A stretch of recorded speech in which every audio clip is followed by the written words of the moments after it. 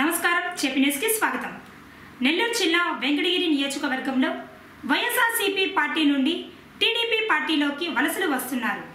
2019 ఎన్నికలలో టీడీపీ పార్టీని ఎక్కువ మెజార్టీతో గెలిపించుకోవాలని కృషి చేస్తున్నారు. టీడీపీ పార్టీ నాయకులు, కార్యకర్తలు వెంకటగిరి నియోజకవర్గంలో టీడీపీ పార్టీకి ఇటు వైఎస్ఆర్ పార్టీకి గట్టి పోటీ ఎక్కువగానే ఉంది. వెంకటగిరి నియోజకవర్గంలో టీడీపీ పార్టీ గెలిచే అవకాశాలు తక్కువగా ఉన్నాయని, వెంకటగిరి బరిలోకి ప్రముఖ పారిశ్రామికవేత్త అయిన గంగా ప్రసాద్ నానీలు కురుగుల రామకృష్ణను ఎట్లా అయినా గెలిపించుకోవాలి అని రంగం సిద్ధం చేశారు.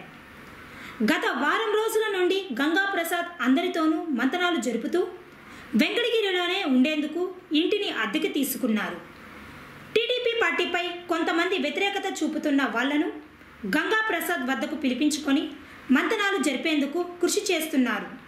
ఈ మధ్య బస్సు యాత్రలో పాల్గొని ప్రత్యేక హోదా ఒక కాంగ్రెస్ పార్టీతోనే సాధ్యమవుతుంది అని కాంగ్రెస్ సీనియర్ పార్టీ నాయకురాలు పనబాక లక్ష్మి, గూడూరు ఇన్ఛార్జ్ నియమికమైన పనబాక కృష్ణయ్య టీడీపీ పార్టీ కండువాను కప్పుకుంటున్నారు అంటూ వార్తలు వినిపిస్తున్నాయి.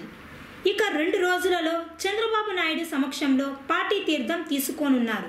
పనబాక లక్ష్మి తిరుపతి పార్లమెంట్ స్థానం నుండి పోటీ చేయాలని భర్త పనబాక కృష్ణయ్యకు గూడూరు లేదా సూలూరుపేట టికెట్ ఇచ్చే అవకాశాలు ఉన్నాయని వార్తలు వినిపిస్తున్నాయి.